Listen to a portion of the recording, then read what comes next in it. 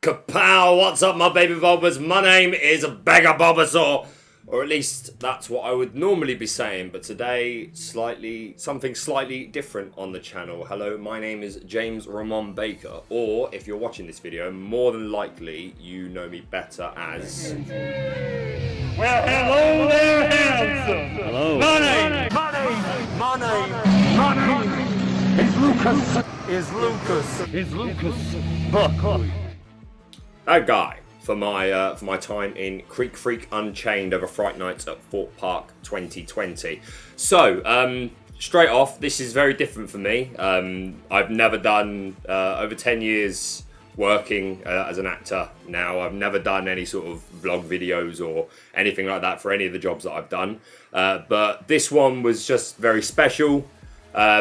And I recently started doing YouTube stuff about 6 months ago during lockdown. By the way, spoiler, if you couldn't tell from perusing my channel, if you have done so, on my background. Sorry to break the illusion, but Lucas Buckweed is just, deep down, is just a massive geek. So yeah, that's my normal content for the last 6 months. I've been doing Pokemon style videos. I plan to do other games as well, but that's a big passion of mine. So that's one that I started doing. I've wanted to do it for years, to be honest. And there's a lot of reasons why I didn't, due to like not having the right equipment, not having time. But a big one, if I'm just going to be honest from the get-go, was kind of maybe worrying a bit too much about what people would think and caring too much about other people's opinions. Which is a bad philosophy to have, and I'm very glad that I managed to push out of that and start up doing something that I'd always wanted to try out. So that's what I've been doing for the last 6 months, bar the last month and a bit, where I was, as said, at Fright Nights at Thorpe Park in Creek Freak Unchained, and that's predominantly what this video is going to be about. So yeah, forgive me, it's my first time doing anything like this. I've got a load of notes of things that I want to talk about, and I sent out a tweet a few days ago asking if anyone had any specific questions to tweet them, and that got some replies, which was lovely. So we will look at that as well. First off, before anything else, I want to say a massive thank you to all of the staff, the actors at Thorpe Park for Fright Nights. As I don't need to tell you or remind you, this year has been great, not the best. And for me personally, and I know a lot of other just people in general, but specifically actors, people in the arts, haven't been able to work this year at all in the industry that we love. Along with plenty of other people. I'm not trying to segregate saying, oh, it's been worse for one or worse for the other. I'm just coming at it from an actor's perspective that, yeah, it's sucked this year. And for Fright Nights to go ahead, for me personally, meant so much. This has been one of the worst years of my life for more than just COVID reasons, for many personal reasons, and I'm sure there are others in the same boat. And Fright Night, well, scare season is always one of my favourite jobs that I do. I've been scaring now for 4 years.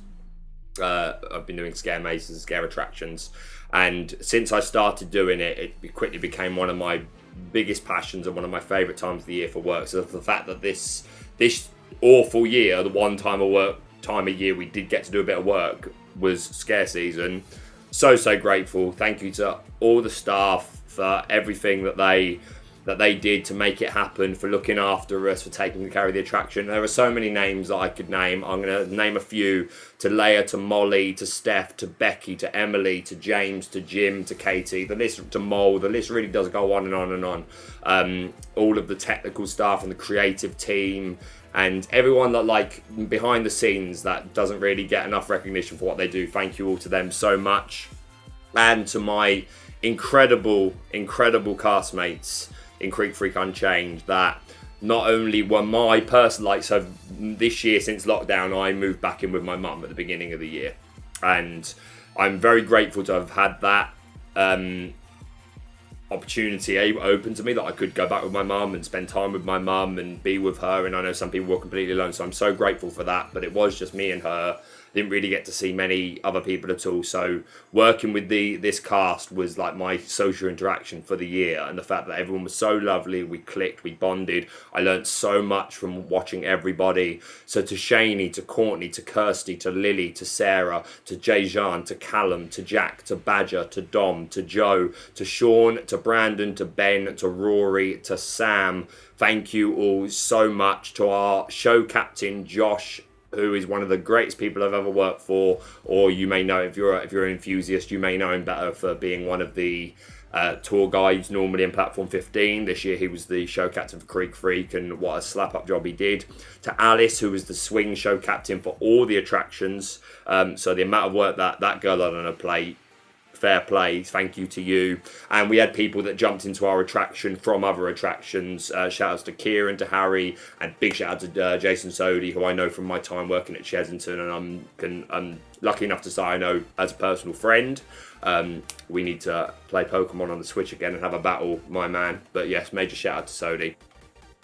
Going into Creepy Caves 3 years ago changed everything for me. I'd never done anything like that sort of attraction of a scare maze. And when I first took the job, I was told, because I got it through my old agent, who was like, oh, this is basically a month contract, this amount of money, you're scare acting. And before then, I didn't know much about scare mazes. My only experience of a scare maze was, it was at Thorpe, and it was the Saw Hands on Shoulders scare maze in the tent. I don't know how many iterations of that maze there were, so, and I can't remember when exactly it was, but it was years and years ago. I think I was in my early 20s. So goodness knows when, but my experience of doing that one wasn't fantastic. And I never did another scare maze after that. So when the opportunity came around to do one, I was a bit like, oh, this is going to be that same not great thing that I did years ago. But yeah, it's work and it's money. So I did it, and wowed, was my mind blown and my opinion changed. Absolutely fell in love with it. And then the second year, that love grew and it changed. Like the first year, we were all wearing masks, which were so good and so well made and really look cool. But they do limit you wearing a mask. And once we were allowed to take them off, it gave us so much more freedom of being able to talk and use our faces and things like that. So yeah, it changed. And then third year, it was even crazier. They introduced After Dark, which was the VIP experience where you pay an extra £10 to do it. You had to sign a waiver saying that you couldn't sue the park, any of the actors, things like that. And this waiver mentioned things like you will be touched, dragged, pulled. A number of things were specified by the actors, and we did. We if you ever did After Dark, then sorry. So yeah, my passion for scaring really came 4 years ago, I'd say, and has quickly become it one of, if not my main passion, and kind of refocused my dream a little bit. I always wanted to be in the West End, and that dream is still there and it still exists. But the last couple of years, I've been thinking more along the lines of I'd love to do more voiceover work for video games, and like I'd like to have the career that Andy Serkis has had. I'd like to play creatures and do their voices, and you know, if I think of like Mark Hamill voicing the Joker, and as I said, Andy Serkis as Gollum, and Benedict Cumberbatch as Smaug, and playing creatures and doing the mocap acting, and I'd love to do all that sort of stuff. So yeah, scaring has literally changed my life. Like it's refocused, or you know, it's broadened my tree of my world of what I want to do and where I want to put my focus. So I've got a lot to thank scaring for. I'm going to move on now. I've already been talking it's been 10 minutes. Okay, that's not too bad. I'm going to go on to my Twitter machine, and I'm going to bring up the thread where I said, hey people, have you got a question? Then ask me a question, and I will answer it in a video. So from Emma Jane Lewis, who massive shout out, who does incredible artwork, has done so many amazing pieces of myself and the rest of the cast, other attractions. So talented, lovely family. They were very enthusiastic fans and clearly passionate about it. So major shout out to you. And she says, being a scare actor is something you're so passionate about and following your dreams, but is there any other goals in life you would like to work towards, i.e. movie, working alongside big actors in Hollywood? So as I kind of touched on a moment ago, my dream was always, TV and film was always, I was kind of of the opinion of like, oh, if it came along, I'd do it. Of course I'd do it, but it wasn't what I was really aiming for. There's nothing like live performance, so I was West End, that was the goal. but I wouldn't have turned down a TV thing. But in my experience, like my agent, my old agent anyway, was specifically for singing and musical theatre. So unless you've got an agent that can get you in front of, like, up for that sort of stuff, TV and movies, which I didn't have, then the opportunity wasn't really there for me. I could have gone down the road of trying to get that agent as well, but I was trying to put all my eggs in the musical theatre basket and thinking, right, if this has all my attention, then it's more likely to happen. But as I said, the last couple of years, like, things have changed a little bit, and I've never been like, I don't need nor want to be a famous household name actor like Brad Pitt, Leonardo DiCaprio, Johnny Depp. Justice for Johnny Depp, by the way. Just saying. And if you're going to click off this video because I said that, then fair enough. Yeah, I have no desire nor want to do that. I don't think I can handle it. Me knowing myself, I think I'd have a mental breakdown with that level of fame and power, shall we say. No, I don't think I could handle that. I've always said more along the lines of when people are like, oh, would you like to be famous? Like, if it's a serious question, I'll be like, I would more than be happy with respected in my own limited industry. So, like, my thought was like, okay, well, West End and musical theatre, it's a big industry, but it's still, you know, you're not going to be household name everywhere. You just been like, to be known and respected in that, like, I think of names like Ramin Karimloo, Noel Carpenter. If you're in the musical theatre world, you probably know those names and know who they are.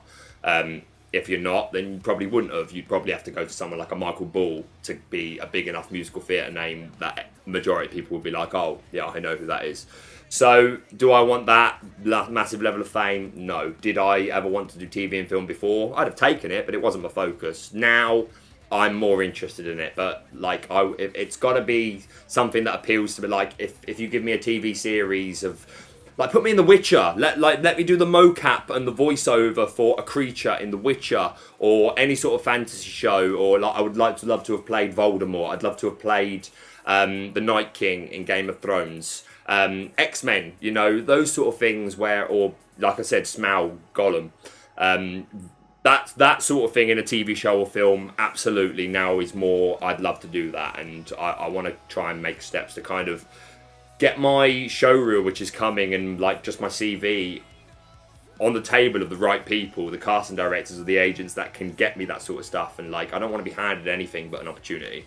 You know what I mean? Like, just let me give me the chance to prove myself, and like in front of the right people. And if I'm not good enough and I'm not right for it, cool, I can deal with that. Like, but again, I'm singing the song of so many people in the arts, which is just, give me an opportunity to be seen and I will prove that I can do it. But yeah, so I'd say that, I'd hope that answers your question.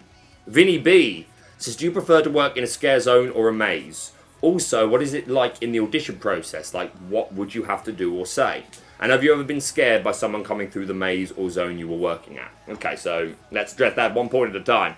Do you prefer to work in a scare zone or a maze? So what you need to bear in mind is they're worlds apart. And that may sound like a bit of a cliche thing to say. Yeah, it may sound cliche to say, like, oh, it's a different thing, you can't compare them. But it really is such a different thing. Like, I personally can only use my experiences of Creepy Caves and Creek Freak as an example. I can use others, like I can talk about scare mazes that I've been through, the other ones at Thorpe. I've never done Scarefest, unfortunately. I really want to. And I've never done Tully's, which I really want to. But I can put myself, like I can imagine myself in Platform 15, but realistically I haven't done it. So all I can talk about is my experience from the two I've done. Caves, if you've ever done Creepy Caves, there's no wide open spaces. It's all narrow corridors. So scaring is a completely different game because you have different hidey holes you can come out of. You can think about using your vocals and the fact that people around the corner will hear you in caves. One of my favourite things to do was just evil laugh. Especially in those caves where it would just resonate and bounce off the walls going around corners. One of my favourite things to do. Those ex-human creatures you encountered. Doesn't really work in Creek Freak. Occasionally I would put out that laugh if I was like stalking a person or multiple people from two distance and walking behind them and it was quiet enough around me, like there weren't so many people that I felt like I could get them to hear it. Occasionally I'd whip that out, but by and large don't work. Like if I was doing laughs, it had to be because it's high pitched and more people are going to hear it. So already that's such a different thing to think about. And like I said, narrow corridors as opposed to in a scare zone. Yeah, there were a couple of places that some of the actors, myself included, would jump out of. But by and large, if you did it, it was wide open spaces. So you had to approach your scares very differently. So they are such different things that it's hard to say which you prefer because they're chalk and cheese. So I'm not going to commit to an answer of I prefer a maze or I prefer a zone, because I've only done one maze, I've only done one zone, and they're both just such different worlds apart. I enjoyed them both for completely different reasons. The only commonality, is that a word? Commonality? Yeah. Is it was scaring people. That's it. So yeah, they're very different experiences, but I hope the detail I've gone into is good enough to answer your question. Like, that they are such different things that it's hard to choose what you would prefer in. Because I had great scares and bad experiences in both. Not bad experiences. We'll digress on that a little bit. What is the audition process like, and what do you have to do or say? Again, I can only go off my own experiences of audition processes. Creepy Caves, the 3 years that I auditioned there, you turn up to the audition. You do a lot of physical theatre work, so they'll give you different scenarios. There's a lot of walking around the room with other actors, and they'll ask you to avoid people and be in your own sort of bubble and just listen as they'll call instructions, and they'll give you different whether it's animals or moods and stuff that they want to show. And this is a common audition practice, just to show that you have a wide repertoire of emotions that you can show, and then they might do things where they'll be like, right, one at a time, you need to move across the room, as if you're trying to scare someone, so that whether that's running and then stopping when you get close in front of them, whether that's doing something slow, whether that's crawling, whether that's making noises. Every audition process is different for Thorpe, because obviously you don't audition for a maze, you audition to get into Fright Nights cast, and then you don't get placed in a maze until afterwards. So when they do your audition, they bear in mind everything. So there was a dance audition, obviously, for potential Amity and Lycanthorpe actors and dancers. So there was a bit of a dance break. They did a bit also because they don't just dance, they're actors as well. They have their scare zones, and they have their characters, the cheerleaders, the geeks, the jocks, the punk rockers, all that sort of thing. So the people hosting the audition. For me, it was Leia and Jim. Maybe different for other people, or more people for other people. Again, this was during pandemic, so limited numbers of everything. And they played guests, and they would make sure, and they would be like, right, come up to us in the style of a cheerleader or a jock, and you're a vampire or you're a werewolf, and just improvise. Because again, that's 90% of the job is improvisation. So they're checking that you can play these characters. They might throw random lines at you, which are them pretending to be a guest that is being not so immersed and not playing along, or sometimes even being straight up rude. Because they need to see how you handle that as an actor. And again, they're making sure, again, this year there were extra measurements, and Thorpe Park was so good at making sure everything was done safely. Masks on and off, only came off if it was absolutely necessary and you were a safe distance, but by and large you had your mask on. If you were coming too close, even if you were mid-character, mid-sentence, they'd be like, 2 meters. You need to bear that in mind. So, they really thought about these things. And again, shout out to all the staff that helped maintain that and keep it alive for us. So again, all audition processes are different, but those are the ones I had. And yeah, we had to do stuff like moving across the room, okay, I want you to move across the room as if you're a plant, and you interpret that how you like. And obviously that's more inclined towards Roots of Evil. Or they'd be like, okay, now you're platform 15, you're a ghost, so the noises you would make would be a lot more the sort that I can't do it very well. You look to the fantastic cast of platform 15 to give you a proper demonstration of how to be a sleeper, but it's a very different thing to being a buckwheat, which is talking. So they do little things to test your ability and all these different types of characters and check your improbability, and again thinking about making sure you're sticking to the rules. And buckwheats can get away with being quite rude to guests, but there's still a line. There's still a line that you got to a point where okay, now you're just full on insulting this guest on a level that isn't professional or has nothing to do with the character or the experience. So they're checking for all those things. And the last part of your question was, have you ever been scared by someone coming through the maze or zone you were working at? I'm assuming you mean guests. Because if you mean just in general, there have been plenty of times where other actors have got me.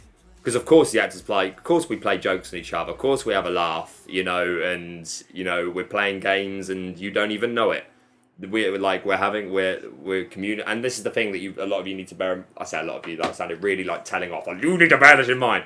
No, if you think you need to bear this in mind, then listen closely. Scare actors can communicate with each other so easily. Well, in my experience, so easily. Like, I can get a message to someone right at the other end of the zone in 20 seconds, and I could be mid-conversation with you, and just from either an action or a word or just the way I'm scaring, people are going to know what I'm saying, whether this person's someone that like is really playing along and is really immersed and is like really looking to have a good time, give them a good show, to this person is being a bit rude and you might want to just watch them and like be careful and make sure they don't like push it, all the way to this person is being really disruptive, inappropriate, don't bother interacting with them. Like, we can communicate that to each other so quickly, it's not even funny. But yeah, like, of course we try and get each other, and of course there's been plenty of times where other actors have got me. But if you're talking about guests, no.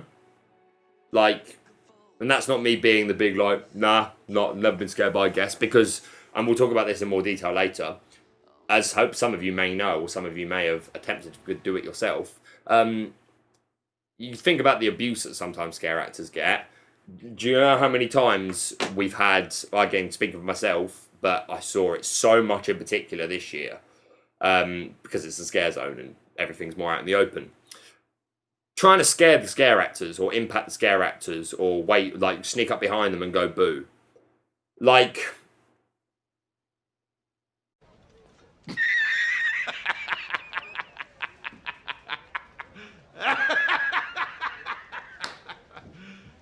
You serious? what do I even want to say to that? Like, for one, you just feel like saying, like, you realise you're literally like the 200th person, and I'm not exaggerating, like, we go through 6,000-7,000 people in a day at Creek Freak. Like, when you're the 200th person in the last 4 or 5 hours, or the 10th person in the last half an hour that has, as you've turned around, has gone boo, or even worse, tried to impact you, or anything like that. And for one, why have you even come in? If you're not interested in the experience and being immersed and having a laugh and like having a thrill, why are you here? Like, okay, because you want to see it and you've probably got mates with you and you're trying to show off and like, oh, I'm not scared. Okay, fine. You're not scared, but you want to come through and you want to see it. Fine, just walk through, and as we try to scare you, that's another thing, like, speaking for myself, but I know a lot of actors will say the same, we know generally within 5 seconds of looking at you what category you fall in and how much you're willing to play along, immerse yourself in the experience, have a good time. We can sum that up in 5 seconds, just from the way you walk in. Straight away, we know how much you're going to play along. And everybody is a guest and everyone is entitled to an experience. But if you're walking up to an actor being like, yeah mate, I'm not scared, innit? You think that you're going to get that actor's full performance and 100% of his time and attention? Yeah, I'm sure you will. So going back to the question, ever been scared by someone coming through the maze? No, I've had plenty of people try, but like, I've been more scared like walking down the street and someone's come around the corner. Because, you know, my headphones are in, I'm thinking of things, and I'm, oh, blimey. And when I'm working in a scare maze or a scare zone, I'm switched on. We all are. You have to be. There's people everywhere. You're trying to keep your distance. You're trying to make sure everyone gets an experience. We are switched on. So, no, is the answer to that question. Coming from Alessandro, how do you know what to say or how to play up to certain guests, i.e. people recording, people who are acting more scared, and do you improvise some lines or do you use some from a script?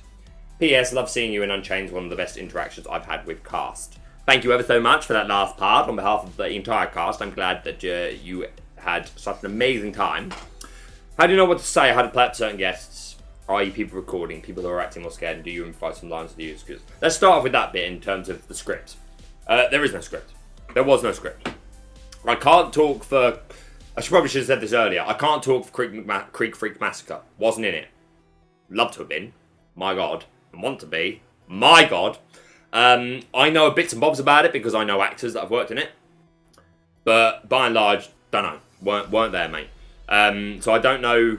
I know there was a monologue at the beginning of that, obviously, to do with the stickers and getting people in the good wood and bad wood, which I feel like probably there was a template of a script and different actors probably added and took their own charm onto it, as it should be, in my opinion.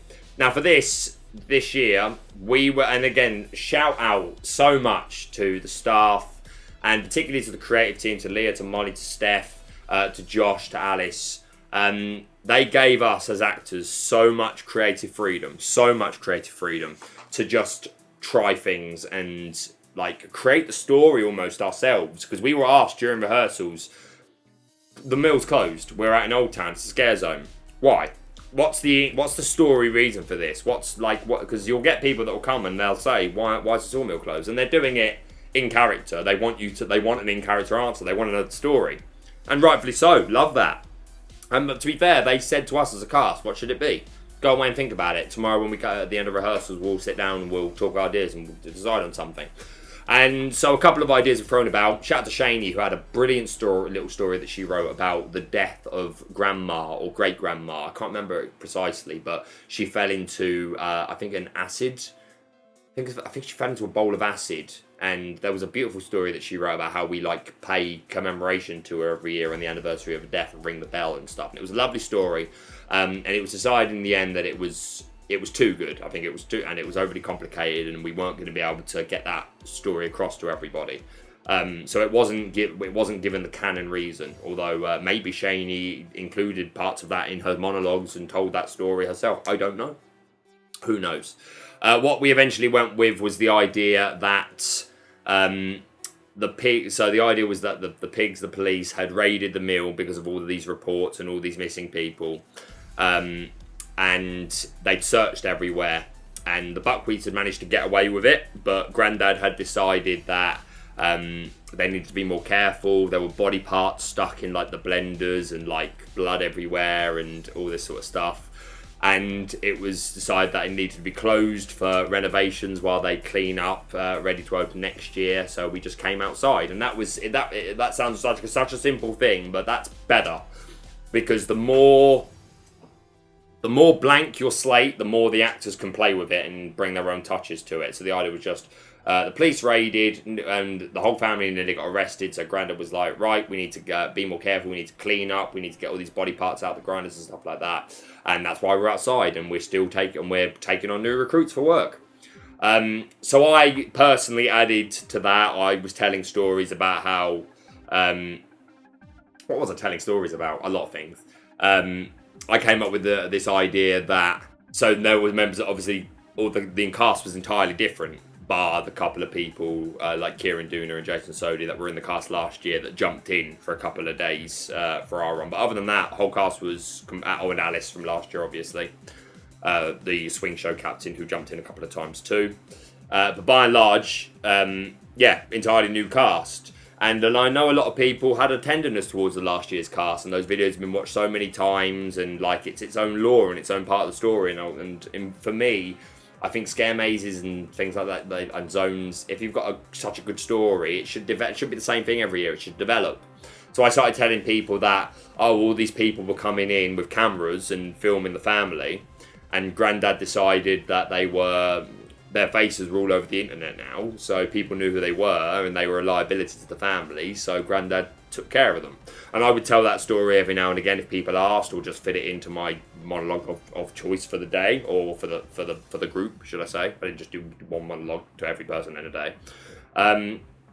Don't know what else the other actors added, because you can't. I heard some people do certain scares and stories and stuff, but you can't see everything. You're working with a group. So yeah, it was no script. We wrote lines ourselves, and again, we were given so much creative freedom. So big up to them for that. So yeah, I hope that answers that part of your question. How do you know what to say or how to play up certain get? How do you know what to say? I think this just comes from experience and rehearsal, especially if it's improv. I mean, a lot of the time you might have a script, but like I said, ours was a lot of improv. So I had certain buzz lines and hooks that I would go back to. Do you like bugs? was a very common one, a very short. It could be 30 seconds or it could be 2 minutes, depending on how I performed it and dragged it out. Because bear in mind, you're trying to see as many people as possible. Like, you might have seen videos where it's really quiet and like the person coming through is getting an interaction from every single actor in every part of the zone. But sometimes you've got a stampede of 200 people coming through, which would be the next bit of advice I would give if you're going through a scare zone, if like Creek Freak. Try not to come through a massive group. If you want the extra experience, obviously if you want to be left alone and want to blend in, come through a big group. But if you want the extra experience, try not to come through at the same time as massive groups, because as the actors, we'll try and get to as many of you as we can.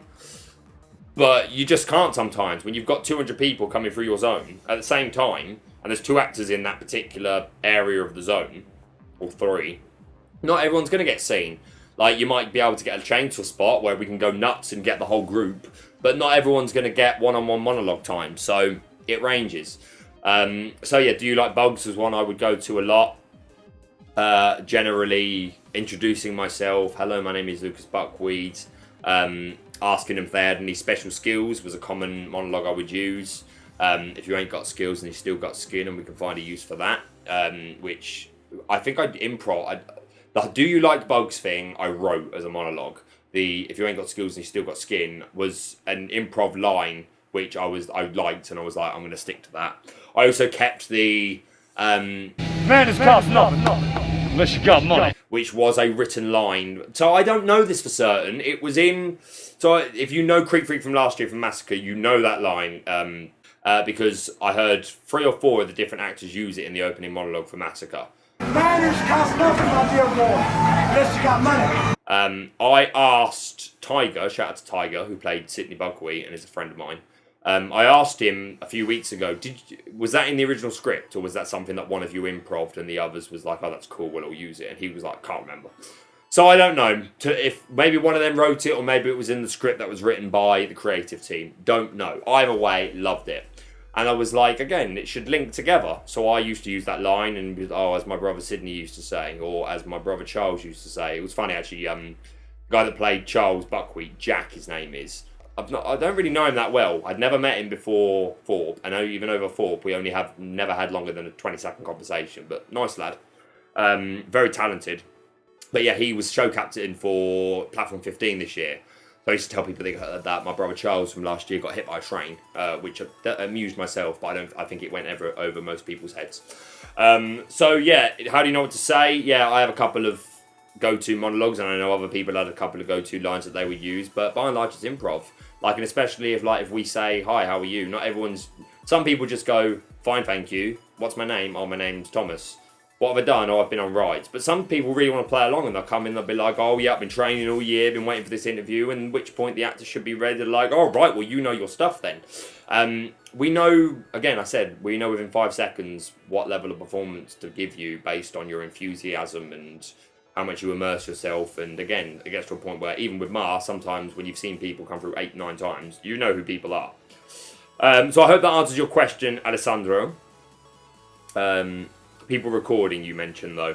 I mean, there's a common myth that actors will always play out more to cameras, and I'm not going to say it's a complete lie because it's not, but I can also guarantee I gave just as much attention to people without cameras. And there's proof of that. I've seen plenty of videos where someone's come through and I'm giving a monologue to people in the corner and no camera around. I've seen loads of those, and again, I saw the rest of the cast do that plenty of times.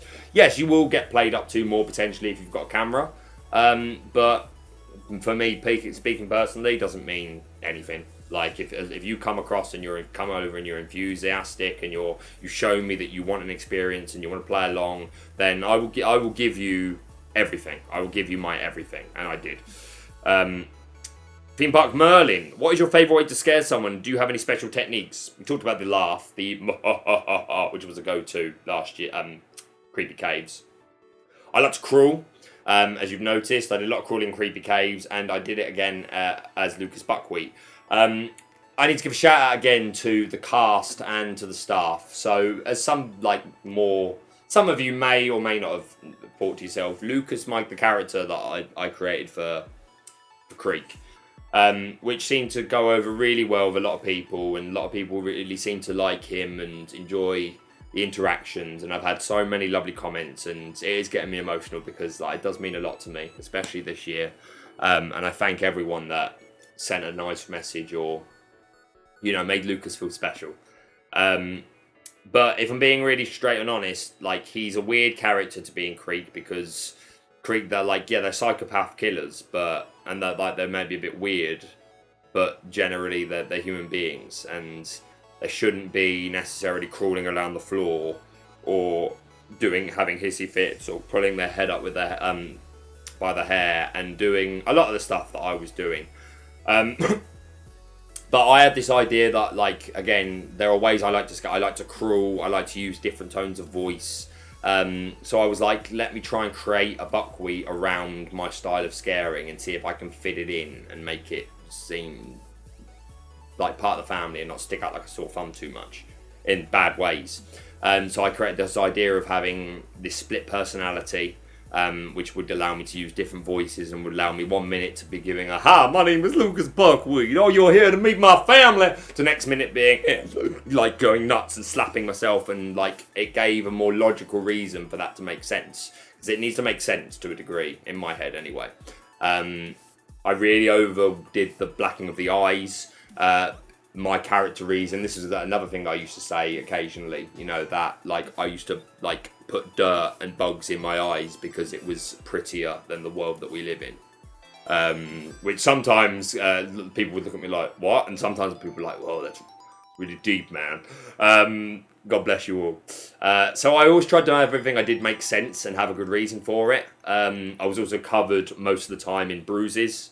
That I would, like, fake bruises that I would put on, with the idea being that, okay, like, if my character's split personality, he's obsessed with bugs, so he's always crawling, that's why he's always crawling around the floor, because he's looking for bugs and, like, trying to be like a bug, because he thinks bugs are more, are better than people in a lot of ways.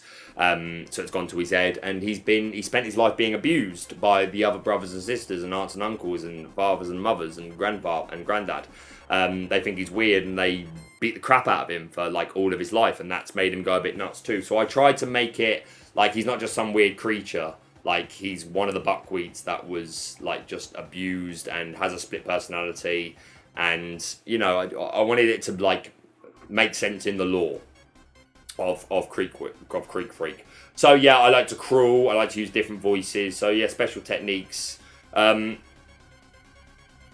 Not really, like, you know, what I would say, and this bleeds into a question that's coming up soon to do with advice for people scaring, but I suppose it comes into under the top of a technique as well, is to, like, play to your strengths and, like, play to your body type. So, like, for me, I'm very tall and I'm slim. I'm very slim, I'm a slender man. And because of that, if I go from a crawl, which one, because I've got such long limbs, already in itself looks weird because I'm literally stretched out like a spider, which was my animal inspiration for Lucas. And we had that in rehearsals. Again, Josh made us all do an experiment where we moved and talked and compared our characters to certain animals, and mine was a spider, and that really helped me. I've always been a big advocate for treating your character like an animal, and Josh did some great workshops with us on that, which really helped. So yeah, like my limbs are long, so when I'm crawling in certain ways it does look creepy, but then because I can go from a very low position to suddenly coming up very tall, I'm probably going to be editing bits of videos on top of this, so I may be able to show you examples. Then that works because people don't necessarily expect you to come up to that level. Also, the fact that we have masks on lost us. Like, I love an evil smile. I've always loved an evil smile. But when you've got a mask on, you can't do it. You know, so you had to play more with your eyes and know when to widen them and when to slit them and all that sort of stuff. So I wouldn't say any special techniques. I would say more just along the lines of play to your strengths, like work out what your voice can do, what your body can do, what it looks weird doing, and play to your strengths like that.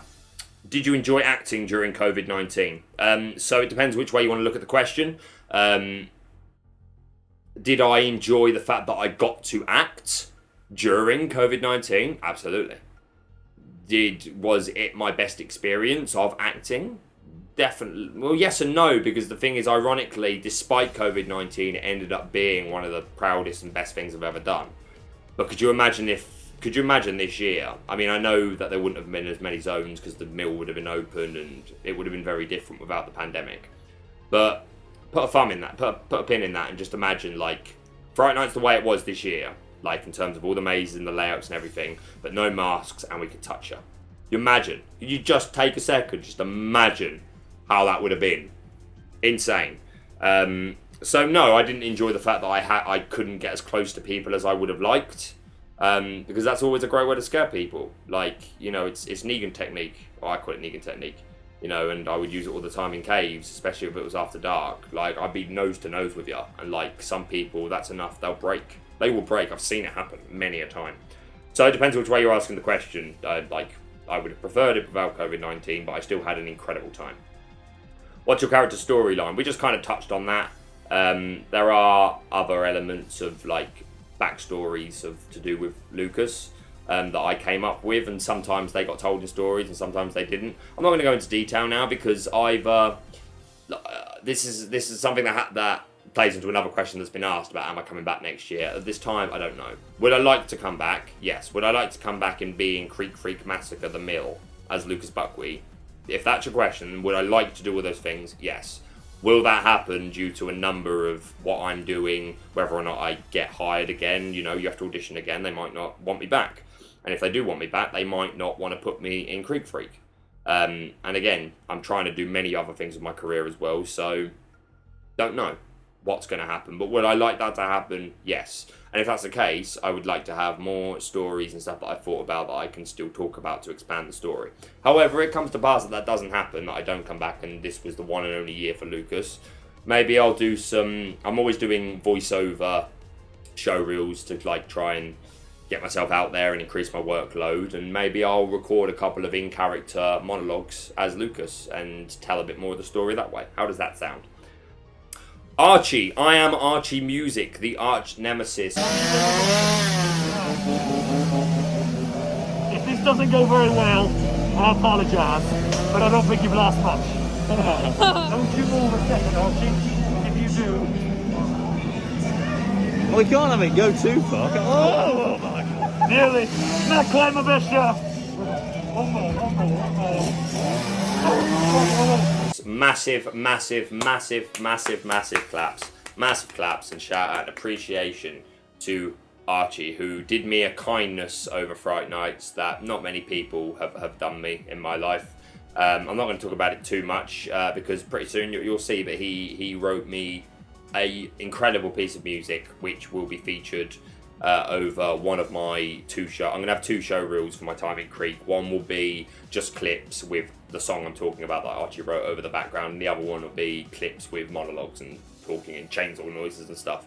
But the song he wrote for me as Lucas's Lullaby, it's stunning. I'm so in love with it, and major big up to Archie for that.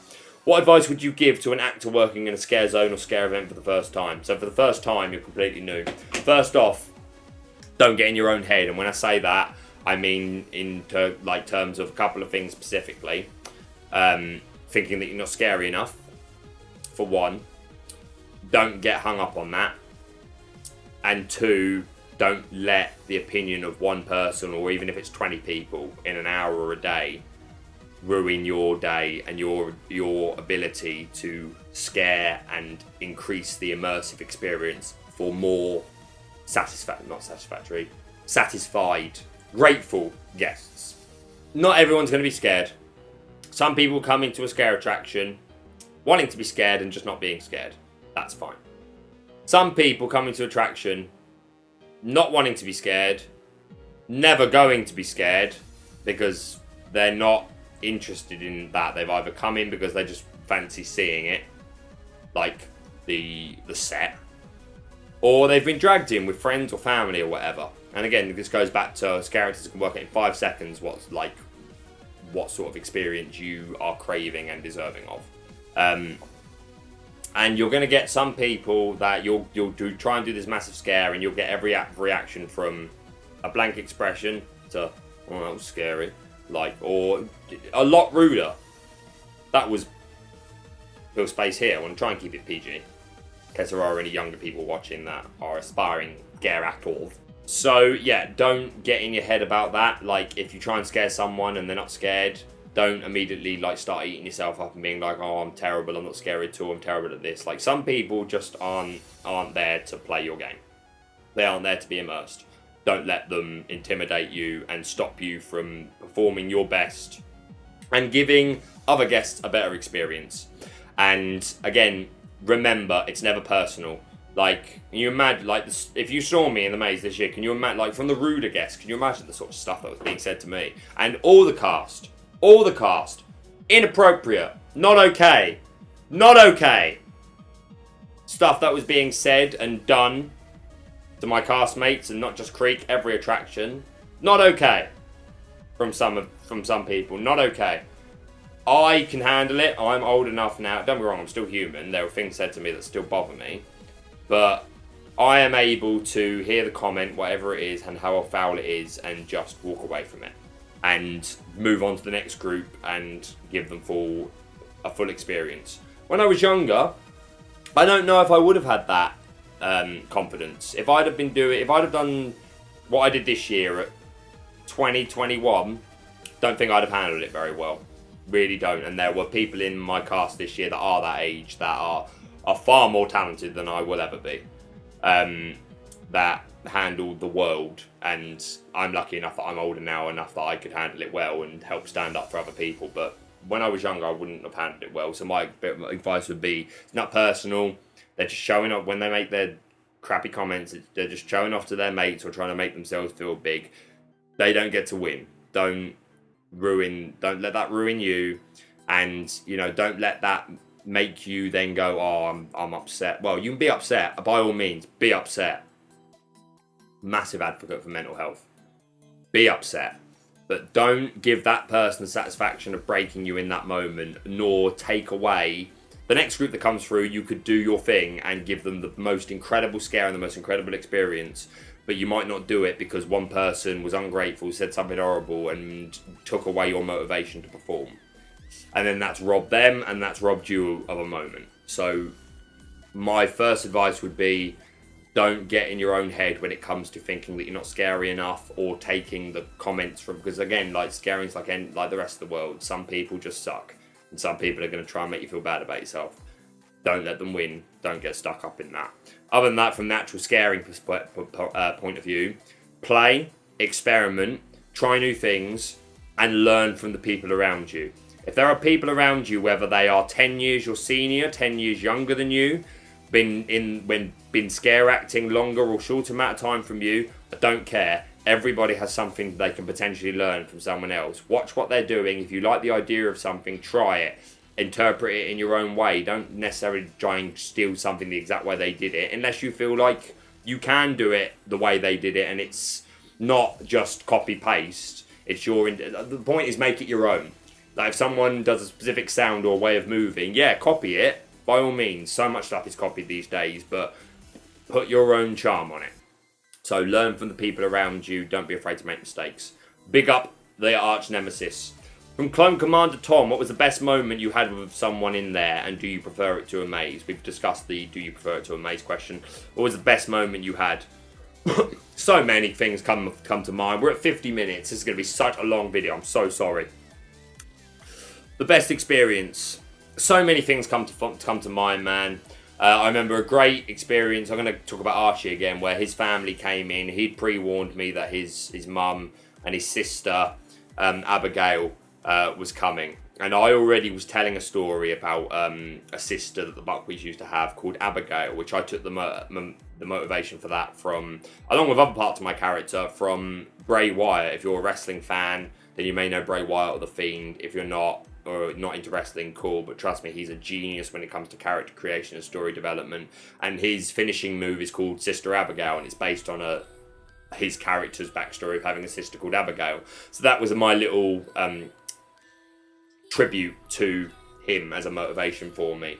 And I had the story I would tell about Sister Abigail that used to peel her own face off and say it was because beauty's skin deep and it's what's on the inside that counts. And if they can't see you smile, can't see you cry, can't see you sad or anything this, then they can never use it against you. It was quite a messed up monologue, but I performed it for them, And yeah, that was really great experience. I remember a couple of the regulars. I'm not going to know all their names, but they're YouTube. I believe one's called Thomas, and one's called Lucas Jenkins. And there are others. I'm sorry I can't remember all your names. Like, these aren't personal friends. These are like people that are acquaintances and people that came through the zone and were kind enough to take pictures and videos and send kind messages, which is very much appreciated.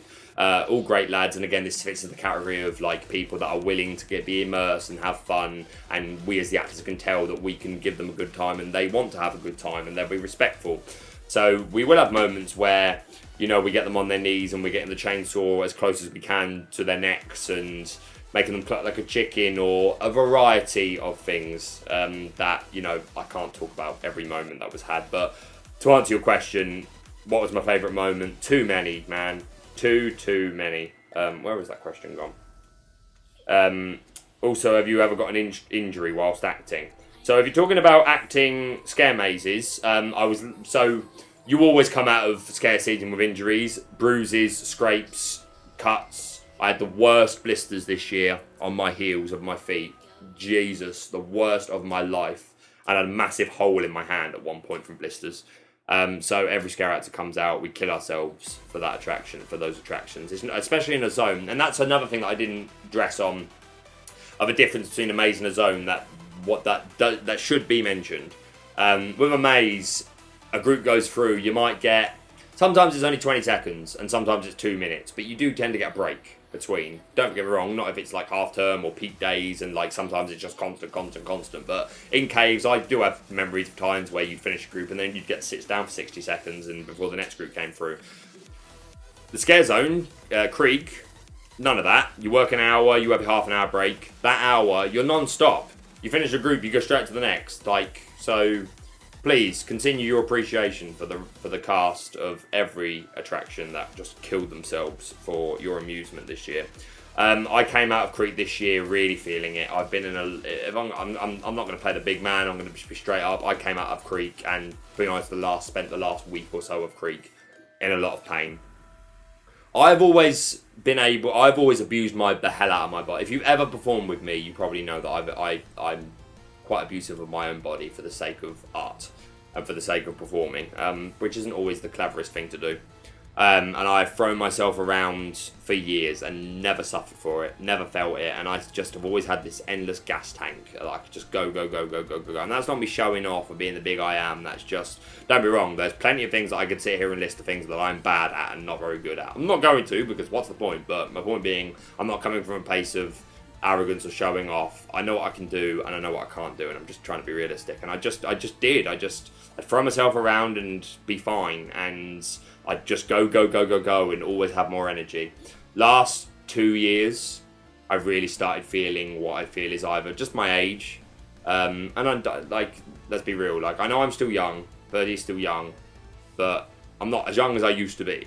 So it's probably a combination of that, or just, you know, smack after smack of throwing my body against walls and smacking my head against walls and stuff like that, time after time again. Like, everyone's got a bump card of how much they can take, and the last couple of years I've really been feeling it, like especially in the morning. Not so much, I can still do everything, but I feel it the next day. And there was a lot of days going into work where I'd get up and I'd shower and I'd walk to the station and I'd do the journey and I'd just be in agony, like everything was stiff, and then I'd get there and I'd warm up and the adrenaline starts kicking in, and then you perform the first hour and you're kind of still tired but you're waking up, and then your adrenaline fully kicks in, your passion kicks in, and then you go and you're a machine again until 9 o'clock, and then you're on your way home, and then the pattern slowly, adrenaline wears off, that by the time you get home, that final walk of your front door to bed, which is like 20 feet if that, is you're in agony. You're in absolute agony, and that was very much me this year. So I had a lot of injuries.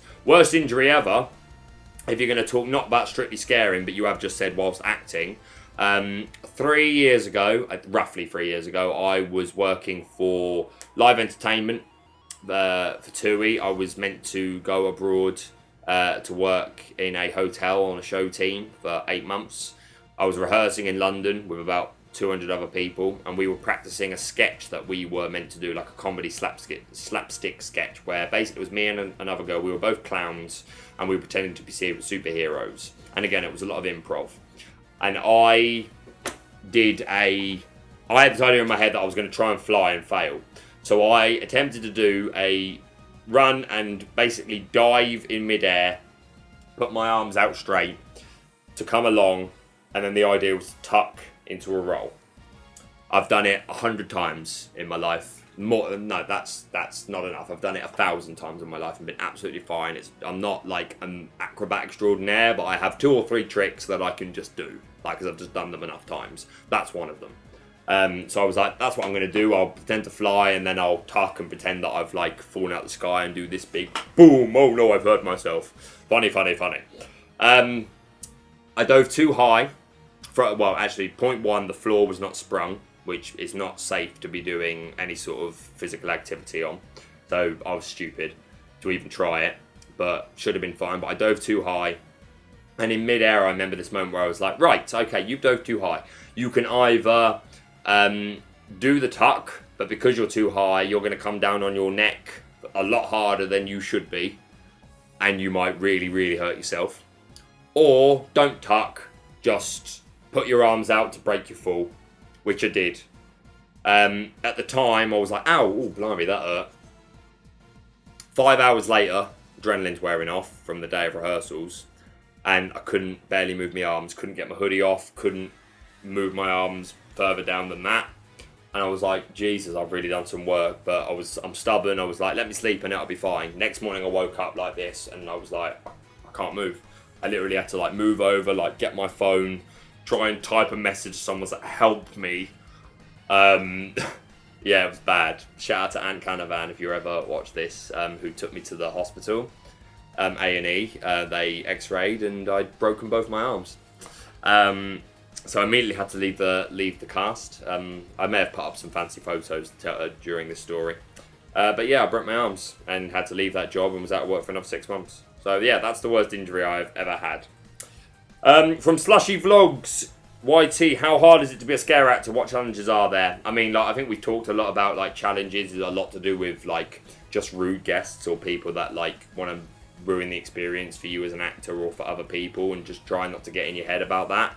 Trying to be creative and come up with new scares is always something that's, you know, not easy, but from experience it comes. And like I said, learn from your show captains, learn from the people running the rehearsals, and learn from your castmates, and just do your own research. Like I must have watched those Creek Freak videos from a variety of YouTubers 100 times before going in myself. Like I've seen the IP, I've seen how it works, and I've seen plenty of scare actors do other mazes. I've seen all the past Walking Dead ones and the Scarefest ones. I've not been, but I've seen the videos. You know, see things you like and be like, I'm going to try that. And try it. And I don't just try it once. Try it like 50 times. Because just because it doesn't work on the first 3 people doesn't mean it's not a good scare. It might work on the other 47. And next from Slushy Vlogs YT, why did you decide to leave Creepy Caves? A number of reasons, to be honest, but the predominant reason, really, I think, is just that I was ready to go and do something new. I'd done Creepy Caves for 3 wonderful years. That maze will always have such a strong place in my heart. I still have a certificate up there from the show captain. Shout out to Sophie, who is incredibly talented. More so than I think even she knows. But she was the show captain for Creepy Caves in its 3rd year, and she did reward certificates for everybody. I got the golden oldie, which I'm very proud of, and that's been on my wall ever since. And you know, if you follow my social medias, you know that that's the thing I talk about and post about the most is always scare season. And yeah, I was very proud of Caves, very, very proud of it. It's got a big piece of my heart is still down there. So yeah, a lot of love, and I would love to have seen it continued longer. But also at the end of the day, I always knew I wanted to make the jump to Fright Nights. I knew I wanted to go and try it. Originally, I wanted to play Negan. I was so desperate. You see, I've got Lucille there. That was from Comic-Con last year. Always wanted to play Negan. One of my favourite villains ever. So I was desperate to play him. So I was quite heartbroken to find that I'd missed my chance because the Walking Dead stuff is now gone. But that being said, from the moment I saw that first Creek Freak video, DigitalDan's one, shout out to Jack, top lad. From the moment I saw that first one, I fell in love with Creek Freak Massacre and the IP. I was like, this is genius, this is amazing, I need to do this. So that was there in my head of like, oh, I need to go and do this scare maze. I have to go and do it. It's going to stick with me. It's one of those things in life where I'm like, you ever get that where like there's something you need to do, whether it's a scare maze you want to do, or a car you want to drive, or a sport you want to try, or whatever it, or food, whatever it is that you're passionate about, and you're like, I have to do that, and you can't focus on the rest of your life until you've done it. So that was there as well. So yeah, a few reasons, but predominantly I just felt like I got most of what I felt like I learned everything I could from caves, and I don't believe that fully. I think you can always learn more, but the time was just right to make the jump. To Connor, shout out to Connor from Platform 15. Incredible scare actor. Never knew him before this year. Conversed via social media, but top lad. Did you ever feel the urge to try and get the platform actors to join in with your storyline whenever they walked through going into their break? Big eyes. I don't know if that's more as a jokey thing or as a serious thing, but I'm actually going to answer as a serious thing because I've got something to say. So in my opinion, you should always, like, so you may have, if you're a guest at Fright Nights, you may have encountered actors from one attraction being in another. Probably more the most times that would happen would be you seeing platform actors because they had to walk through our zone to get to and fro from their attraction for their breaks. So that would happen a lot. Now, in my opinion, if you're in someone else's zone, you should be scared of them because that's their turf and you should be selling it for them. Prime case in point, whenever I would go on break, I had to walk past Thorpe. So whenever I walked by, I was either trying to do the long way around to avoid them all and looking scared, or full on, it got to a point where they realised that I was acting that way and more than happy to play along, and they got to a point where they would attack me and chat. There was one particular day, which is one of my favourite moments of the entire run, where I had like the entire cut, like 12 of them, all I was backed up against the bus and all sicking themselves on me. Beautiful. It's one of the clips that I wish I could find a video of. Because there were people filming it, but I imagine they just went onto the day's Snapchat or Instagram story and were lost to the world. But if you've seen a clip of me being attacked by like 12 lycanthropes, get in touch. I want to see it. But yeah, but my point being, if you're in someone else's zone, you should be scared of them. However, Creek and Platform are in the same world anyway, because of the whole Creek Tours thing to do with Platform. So it is meant to be the same world. And in my head, the buckwheats are humans, so we would be scared of ghosts. We're psychopaths. We love killing people and we're nutters, but we would be scared of ghosts. So I always acted scared if I saw the platform actors coming through, but not like screaming and run away. Like I would just sort of like hide and tuck myself up against the wall and start scratching it or whatever, and which I quite enjoyed. But there were times where I think Connor, case in point, was the one doing this more, but could have been others that were doing it I just didn't see. Got to a point towards the end of the run where they were coming through and they were scaring as well. And in my head, yeah, sure, it's the same world. Like, who's to say that one of the ghosts hasn't, isn't in Old Town or hasn't followed a guest all the way out the Exeter platform and is still there? That could be quite sketchy. So, loved it. Absolutely loved it. More of that, please. So I didn't feel the urge to try and get you involved. If you got involved, cool. If you didn't, I would just sell being scared of you. Noah Gifford, when you auditioned, did you have the intention of being in Creek Freak or did you want something else? I wanted Creek Freak. That's it. Sorry, Noah. I don't know how much more I can say about that. I wanted Creek Freak. Got respect to all the attractions, absolutely, but Creek was the one that was like, I can learn so much in here. I can I can play, I can experiment. I would enjoy it so much. It's my sort of thing. Yeah. DigitalDan, shout out to DigitalDan, who's also got some fantastic footage. How do you not regret banging your head into a restriction board? So I'm going to have to play that clip now.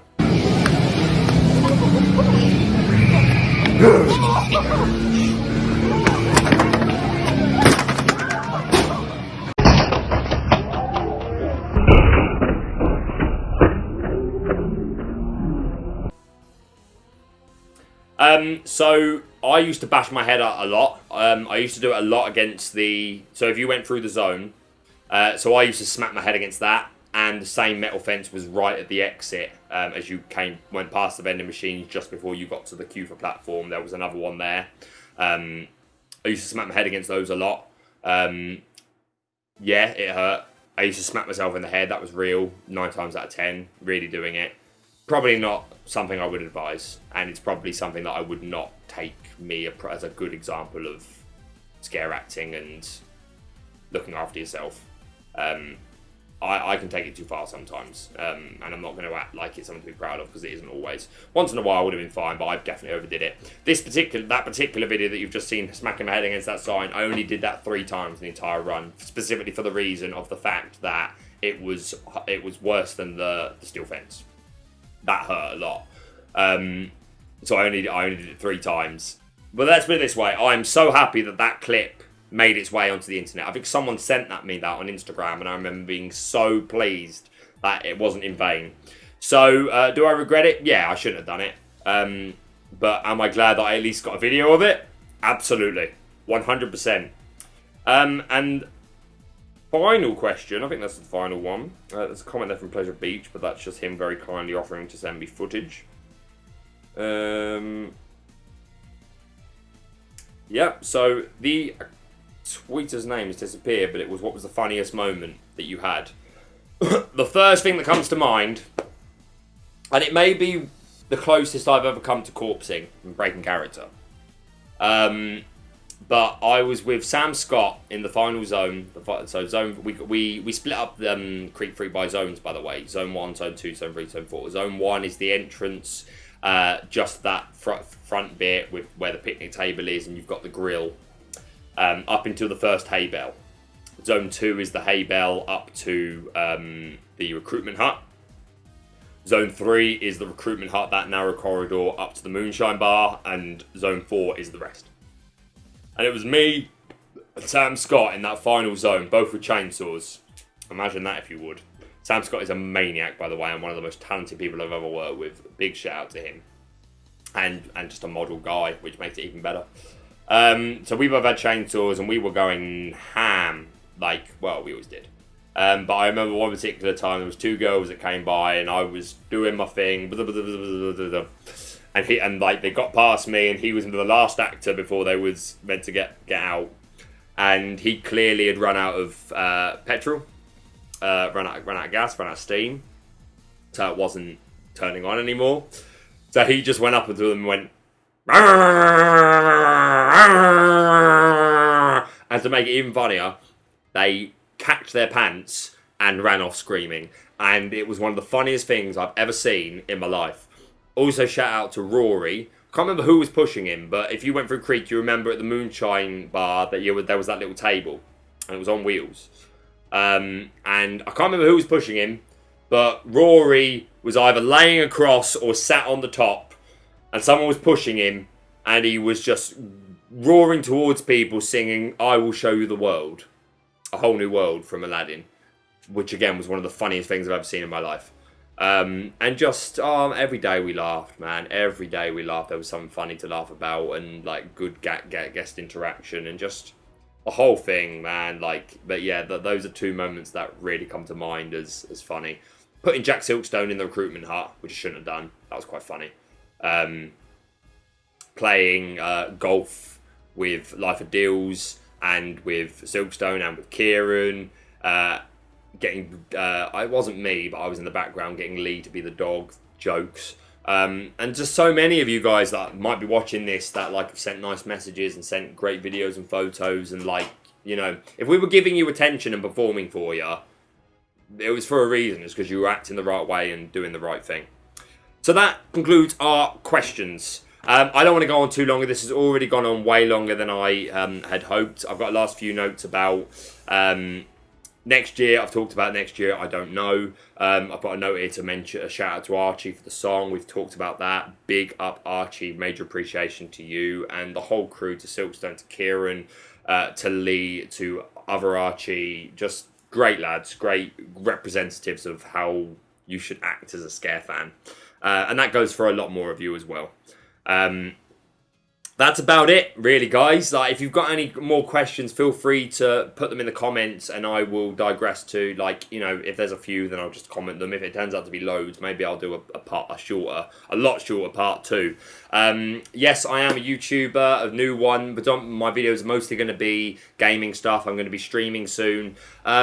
if you're interested in like geeky content like Pokemon, or you want to wait for a game, or you'd watch not Pokemon but different sort of games that you want to keep an eye out for me streaming, please drop a sub. That'd be amazing. And to be honest, even if you're not into any of the sort of stuff that I'm going to be doing, but you just want to throw some support, just another guy that's trying to you know increase on my online presence for a couple of reasons. I want to get more into YouTubing. If I can make it into like a career I can have on the side of performing, that would be amazing. So if I can hit that 1,000 subscribers eventually, that'd be incredible. So if you want to support me for that reason, please, it would mean the world. And I'm going to have my show reels coming out soon. Please like them, share them around. Like if you think, this guy seems like a dude and like he deserves to be, at least have the opportunity to be seen by directors, casting directors and the right agents and stuff like that, then throw a like, subscribe, share, all that lovely supportive stuff. But I'm gonna stop talking now. Thank you again to the cast, the crew, all the staff at Thorpe, and you guys, the guests that came through and were respectful. Remember, always respect your scare actors. But for now, my name is Lucas Buckweed, and I will see you soon.